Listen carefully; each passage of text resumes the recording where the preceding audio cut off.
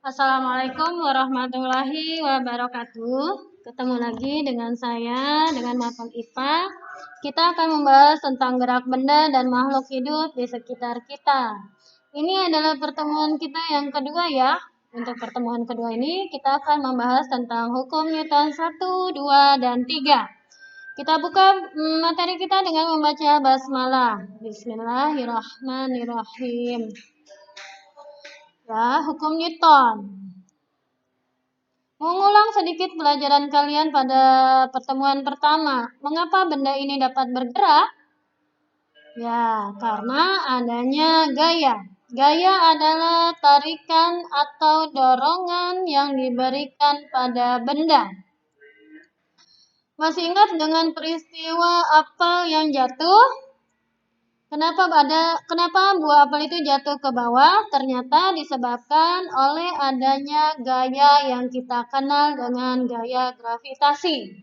Ini ditemukan oleh Sir Isaac Newton. Kemudian dengan adanya gaya ini, dia mengembangkannya. Akhirnya ditemukan hukum 1, 2, dan 3 Newton. Ya, tujuan pelajaran kali ini yaitu yang pertama memahami, mengetahui bunyi hukum Newton. Yang kedua, dapat merumuskan dan menghitung persamaan hukum Newton. Yang ketiga, mengetahui penerapan dalam kehidupan sehari-hari hukum Newton.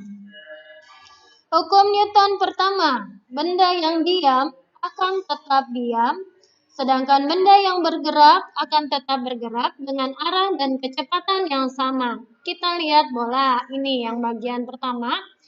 Apabila kita tidak memberikan gaya, tidak ada tarikan atau dorongan, maka benda ini akan tetap diam.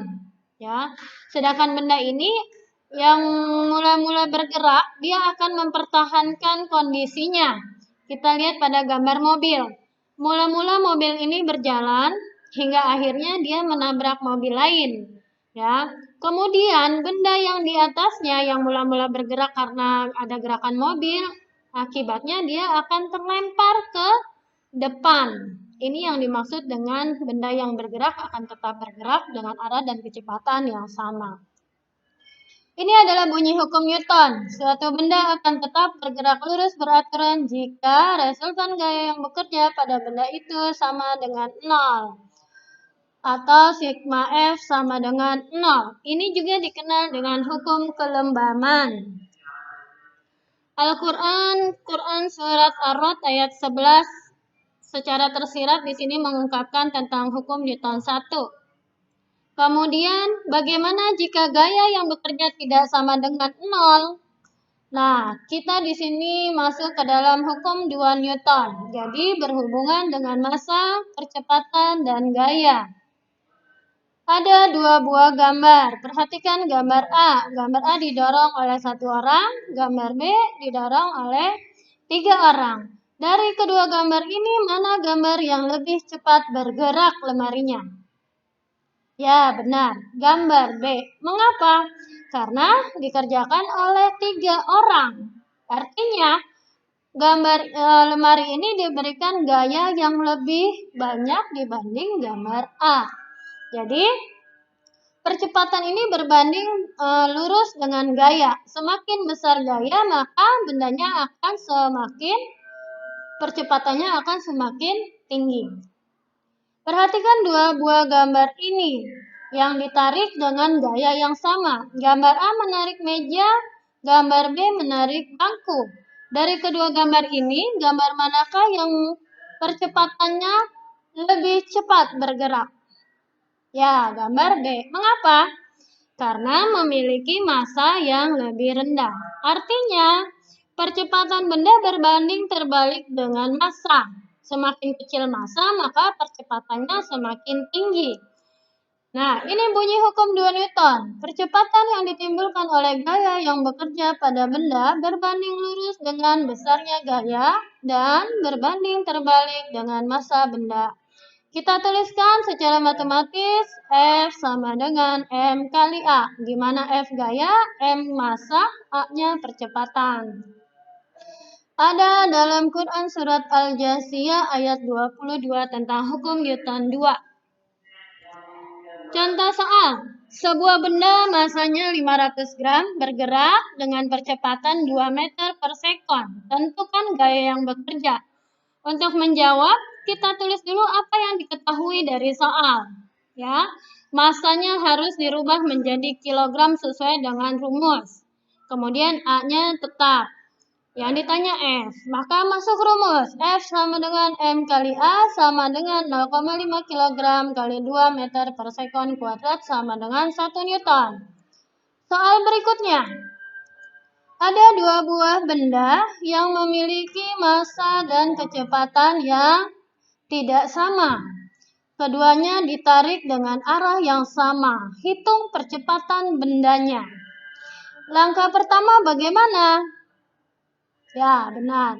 Kita harus menghitung total gaya dan total massa. Total gaya diperoleh dari gaya A ditambah gaya B sama dengan 20 Newton, sedangkan total massa sama dengan massa A ditambah massa B sama dengan 5 kg. Kemudian masuk rumus. F sama dengan M kali A. A sama dengan F per M diperoleh 20 Newton per 5 kg sama dengan 4 meter per sekon kuadrat. Mudah bukan?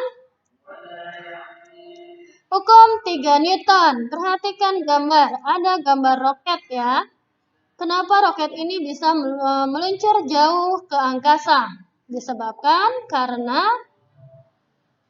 ya benar, karena roket ini menyemburkan gas keluar, maka roket ini memberikan reaksi. Reaksinya adalah gas yang keluar sehingga mendorong badan roket. Akibatnya ada roket yang bergerak. Ini berhubungan dengan aksi reaksi. Jadi ada 3 syarat yang harus dipenuhi dalam aksi reaksi. Yang pertama yaitu gaya yang diberikan harus sama besar. Yang kedua, gaya yang diberikan harus berlawanan arah. Yang ketiga, terjadi pada dua benda yang berinteraksi. Kalau dituliskan hukum 3 Newton, maka gaya aksi sama dengan min gaya reaksi. Ini adalah contoh-contoh dari aksi reaksi. Ya. Hukum 3 Newton ini ada di dalam Al-Quran surat Al-Baqarah ayat 286. Nah, materi kita sampai sini. Kemudian kita bisa ambil simpulan tentang hukum Newton. Yang pertama, bahwa hukum Newton 1, sigma gaya sama dengan 0. Sedangkan hukum Newton 2, gaya sama dengan massa kali percepatan. Sedangkan hukum Newton 3, gaya aksi sama dengan gaya reaksi. Nah, sampai di sini materi kita. Kalau kamu masih memiliki pertanyaan, ada materi yang kurang dipahami, silakan komunikasikan di grup WA atau japri ke saya. Kita ketemu lagi dengan materi berikutnya. Kita tutup materi kita dengan membaca hamdalah. Alhamdulillahirabbil alamin. Wassalamualaikum warahmatullahi wabarakatuh.